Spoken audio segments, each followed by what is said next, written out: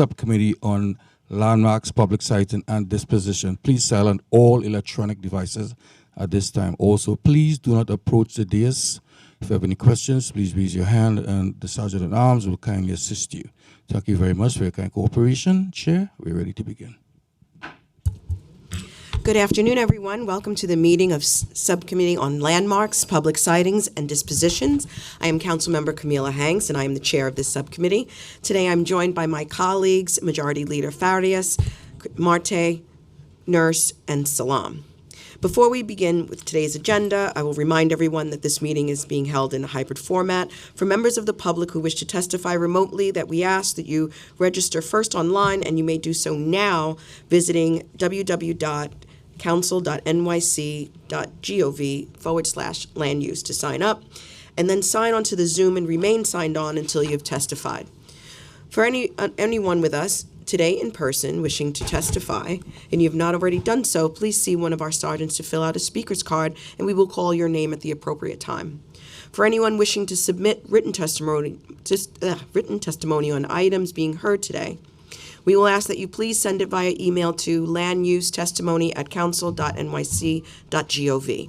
Include the land use number or project name in the subject line of your email. Video and audio testimony will not be accepted. I remind members of the public that this is a government proceeding and decorum shall be observed at all times. As such, members of the public shall remain silent until called to testify. The witness table is reserved for people who wish to testify. No video recording or photography is allowed from the witness table. Further, members of the public may not present audio or video recordings at testimony, but may submit a transcript of such recordings to the sergeant for inclusion for the hearing record. I will now open the public hearing for land use items 244 through 246 for Brownsville NCP, an application by New York City Housing Preservation and Development for a zoning map amendment, zoning text amendment, and a designation of an urban development action area project, and disposition of city-owned property to develop 3 new buildings in Councilmember Nurse's and Mealy's district in Brooklyn. Appearing today on this proposal is Amara Hernandez from HPD, Michelle De La Uz, Executive Director of Fifth Avenue Committee. Again, those wishing to testify remotely must register online by visiting the council's website at council.nyc.gov/land use. Panelists, to ensure that your microphone is on, red means go, and your microphone is on. Council, would you please administer the affirmation? Panelists, would you please raise your right hand and state your name for the record? Amara Hernandez. Michelle De La Uz. And do you affirm to tell the truth, the whole truth, and nothing but the truth in your testimony before this subcommittee, and in answer to all council member questions? Yes. Yes.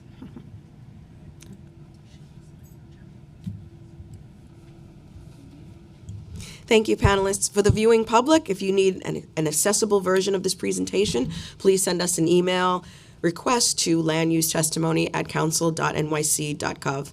The applicant panel may now begin. Okay, great. So I'm Amara Hernandez, Senior Planner at HPD. I'm here with Michelle De La Uz, Executive Director of Fifth Avenue Committee, presenting Brownsville NCP. We are very excited to be here today. Thank you for the opportunity. Next slide, please. The proposed project, Brownsville NCP, is comprised of 3 small scattered sites, city-owned lots in Brownsville, currently vacant. The project sponsor is Fifth Avenue Committee. They were designated by HPD in 2017.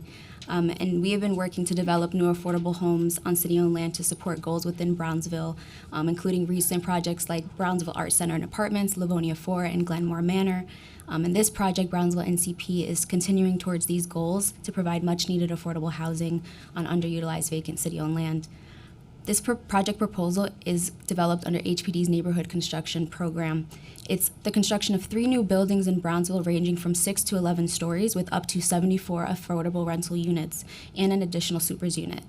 The original project at ULURP certification was 60 units and 1 superintendent unit, and it ranged from 4 to 9 stories. During ULURP, the project was modified after the City of Yes text amendment, where additional residential FAR was unlocked, where it allowed up to 74 affordable rental units and a superintendent unit across the 3 buildings. And with this, the requested project approvals across ULURP, through ULURP include the Urban Development Action Area designation and project approval, and the approval and disposition of 5 city-owned lots, and for Site 3 only in City Council District 37, a zoning map amendment to rezone a manufacturing area M11 to an R7 area district with a C24 zoning overlay. With the zoning map, zoning text amendment to establish an MIH in the rezoning area, Sites 1 and 2 in City Council District 41 would be developed as of right pursuant to existing zoning. Next slide, please. In December 2014, HPD released the NIHOP NCP RFQ in an effort to develop harder to develop infill small vacant lots throughout different neighborhoods in New York City, and also to allow for local nonprofit smaller organizations to develop as well. In June 2017, HPD designated Fifth Avenue Committee to develop the Brownsville NCP parcels. And since then, we've been working with Fifth Avenue Committee to go through the pre-ULURP process, schematic design, environmental review, and public outreach. And we are really excited to get to this stage now. We certified for ULURP September 9th, 2024. So you can see this project has been a long time in the making. So I'll pass it off to Michelle to talk further about Fifth Avenue Committee. Thanks for the opportunity. Appreciate everybody's presence here. So I think many folks are familiar with Fifth Avenue Committee, but if you're not, we're a 47-year-old nonprofit comprehensive community development corporation whose mission is to advance economic, social, and racial justice in New York City. One of the ways that we do that is to build and manage affordable housing. We've built over 1,500 units. We can actually go to the next slide, I'm sorry. We've built over 1,500 units. Actually, this needs to be slightly updated. You know, we're very productive in our partnership with HPD in the last 4 years. And so, you know, we've done, new construction, ground up, and preservation of affordable housing, and we exclusively focus on affordable housing. And we're excited that we would be able to serve the Brownsville community through this project, through this infill project. We can go on to the next slide. Amhara talked a little bit about this already. So as you can see, the 3 sites are, not that far apart, but also not that close together in the community of Brownsville. And you see the 2 that are in Councilmember Mealy's district, which would be built as of right on Mother Gaston Boulevard and Thomas Boyland. And then the St. Mark's project in Councilmember Nurse's district, which would be a rezoning and allow, moving from manufacturing to residential and help serve the broader community. You can go on to the next slide. So the first site, Development Site 1, Mother Gaston, is actually the smallest of the 3 sites. With the City of Yes updates, it's proposing a 6-story elevator building with approximately 9 affordable rental units. With the City of Yes updates, it was able to add 3 units to the project with the additional 2 stories. The site is currently vacant and city-owned. It's in an R6 district with the commercial overlay and would be built as of right with quality housing requirements. It's also proposing a community facility or retail use on the ground floor. There isn't a tenant proposed currently, but we've been asking the community board and local community and council members for feedback on that. Next slide, please. The second site on Thomas Boyland is proposing an 8-story elevator building with the City of Yes updates with approximately 27 affordable rental units, 11 of which are family-sized 2 or 3 bedroom units. It also has an open rear yard of over 800 square feet and a 6th-floor outdoor terrace available to tenants. With the City of Yes updates, we were able to add 6 more units to the project compared to the original proposal. The site is also vacant and city-owned and is also in an R6 district with a commercial overlay, and would be built as of right with quality housing requirements. Next slide, please. St. Mark's Avenue is the largest of the 3 sites. It is an 11-story elevator building with approximately 38 affordable rental units and 1 super unit as well. It has an open rear yard of a little over 1,200 square feet. 16 units are family-sized, 2 and 3 bedroom units, and we were able to add 5 more units to this site with the City of Yes. It's also city-owned and vacant. However, unlike the previous 2 buildings, we are proposing a rezoning of the site and parts of the surrounding area of the existing manufacturing zoning district to an R7A district with the commercial overlay. Next slide, please. So what you see here is an aerial image to the left with our site highlighted red, and then the existing zoning map and the proposed zoning map below. So you can see the area in light gray is the portion of the East New York's rezoning. This was analyzed by DCP, and it saw that the manufacturing area was more suitable for residential and commercial uses. So what we're trying to do is extend off those goals, extending the same portion that was remapped as the R7A and C24 districts as part of the East New York Neighborhood Plan. Next slide, please.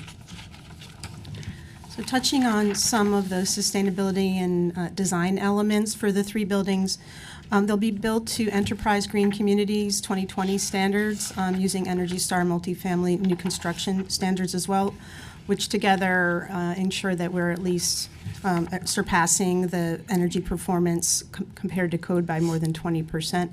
These will be all electric buildings for all 3 of the buildings.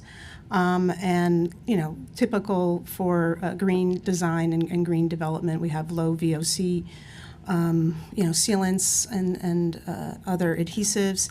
And we plan to install solar on the roofs of the buildings. And you can see, that we really look to have contextual massing and have facades that were consistent with the surrounding community. And, overall, we plan to manage these properties, and so we think a lot about, what we're using as a part of our construction as we're thinking ahead to how we're going to manage the properties moving forward. Moving on to the next slide, as a nonprofit, CDC, community outreach and local hiring and MWBE hiring are things that we very much are part of our values and part of how we think about doing the work. And so, as part of Fifth Avenue Committee, plus we have a nonprofit workforce development affiliate, Brooklyn Workforce Innovations. So we really want to leverage the full suite of programs that the organization has. Already, Fifth Avenue Committee and our nonprofit affiliates serve thousands of people from Brownsville, despite the fact that we actually don't have a physical presence in Brownsville, just because of the programs that we have. So one of the things that we want to do is recruit for our woodworking training program from the local community, and then we would be building those cabinets and installing them in the housing that would we be building. So, pride in local community is, and really seeing, that they're part of how the neighborhood is evolving is part of our goal there. We want to offer free OSHA 30 training for local residents, and we would be doing targeted outreach, again, something that we already do, but we would be doing it even in greater partnership with local groups for our GED, adult basic education, ESOL, digital literacy access and benefits access programs. And one of the things that came up in our conversations with the local community board is really partnering with local organizations on job fairs for local residents, and ensuring that once we get to the stage of working with and selecting our general contractor, one of the things that we're going to be looking for is a GC that's willing to exceed local hiring and MWBE subcontractor requirements. That will be important to us. Next slide, please. So I described before, the project is under the Neighborhood Construction Program, and this chart is illustrating the project total and unit mix for all 3 buildings. The project was able to add 14 units and 1 super across the 3 buildings after the City of Yes updates. And in response to the CV16 recommendation for deeper affordability, the project prioritized increasing the percentage of units in the 40% AMI tier. Approximately 70% of units in the project are available to households earning up to 60% of area median income. Additionally, based on prior CV16 and community feedback, we are also keeping the highest tier at 70% AMI, since we heard that 80% AMI tier is too high as well. The 3 buildings also provide a mix of studios, 1 bedrooms, and 2 and 3 bedrooms as well, with 39 being large enough for family-sized households. We also have 8 units set aside for formerly homeless households in a variety of unit sizes. You could go on to the next slide. So this slide just provides a little bit of a project summary. So after the City of Yes, we were able to add 14 additional units So the project is able to have up to 74 units with an additional supers unit across all three. It is a small scattered site project that is more feasible due to it being together. And Fifth Avenue Committee has been working for many years to get this project on its feet and also get to this milestone today, so we're very excited. The original project that was proposed was 60 units, so having these additional units enabled us to deepen affordability and add more units to the 40% AMI tier. We also have over 2,000 square feet of community facility or retail space in Development Site 1 Mother Gaston Boulevard that we have been actively seeking input on for a tenant. And we will pass it back to you for comments and questions. Thank you.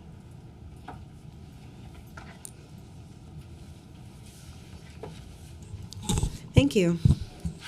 I just have a few questions. The entire block surrounding the proposed development is zoned M1-1. The blocks to the east are rezoned in 2026 as part of the East New York rezoning. Could you talk about why this block was initially left out?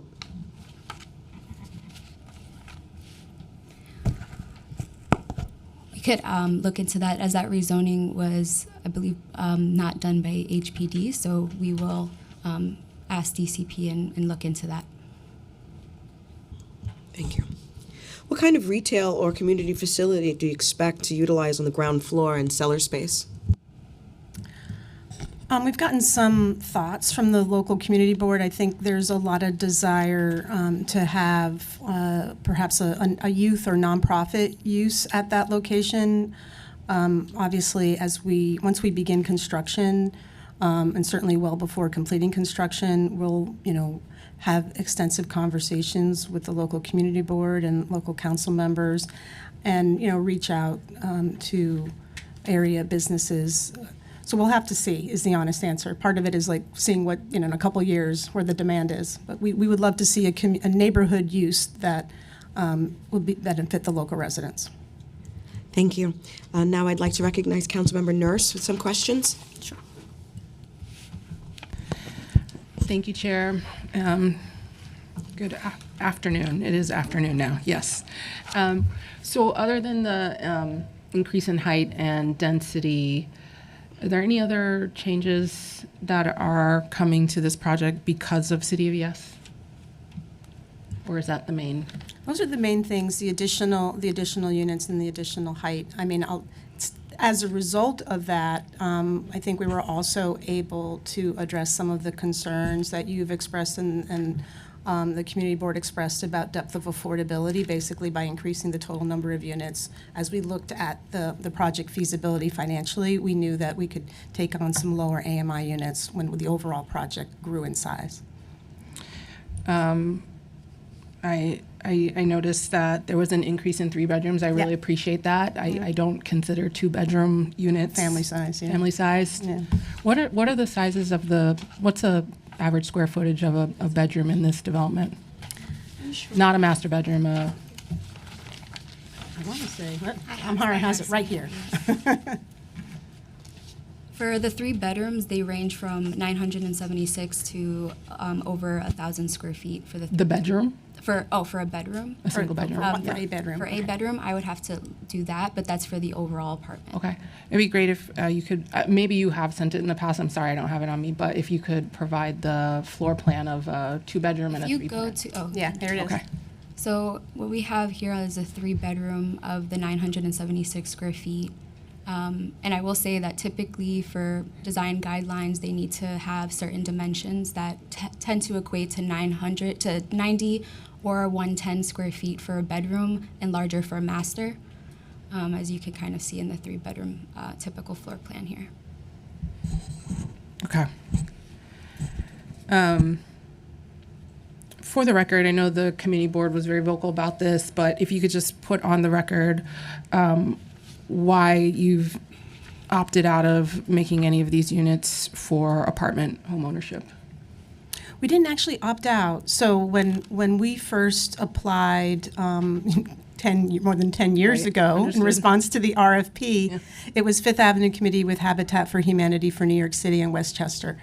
And then we were selected in 2017. And then basically the two projects were split. So Habitat moved forward with their homeownership project, and Fifth Avenue Committee is moving forward with the rental project. So it's not really an opting, the community is really getting the best of both worlds, both Right. homeownership and affordable rental.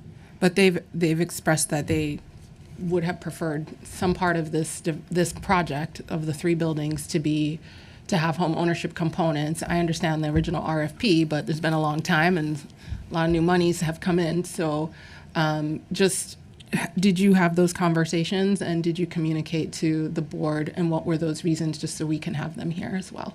Absolutely. If you could actually go to the last slide of this deck. The second to last slide first, please.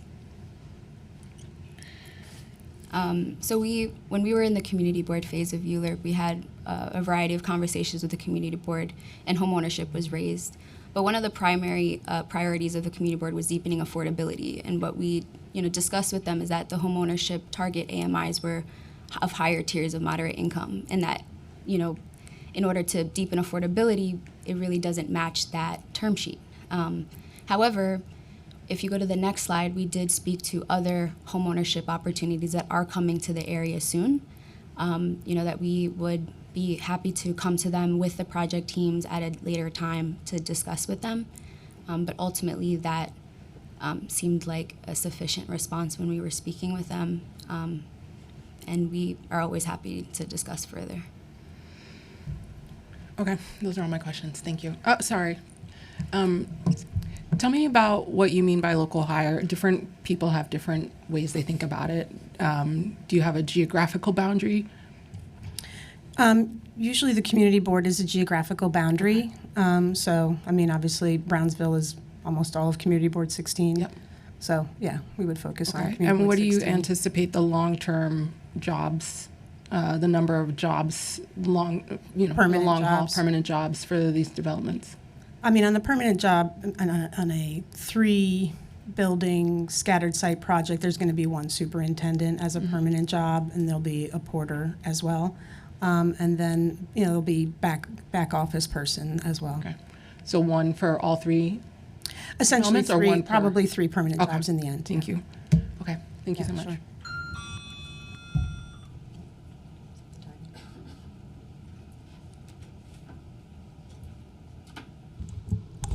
Thank you. Now I'd like to recognize any of my colleagues. Does anybody have questions?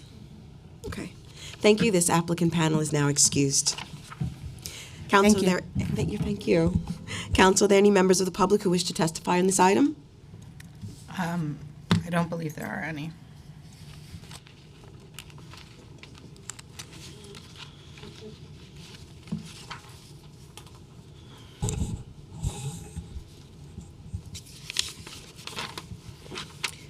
Are there any remote public participants who wish to testify and have not already done so? Please press the raised hand button now. If you are here with us in person, please see one of the sergeant-at-arms to first fill out a speaker card. With there being no other members of the public who wish to testify regarding land use items 244 through 246 for Brownsville NCP, this public hearing is now closed and the items are laid over. That concludes today's business, and I would like to thank the members of the public, my colleagues, subcommittee council, land use staff, and sergeant-at-arms for your participation today. This meeting is hereby adjourned.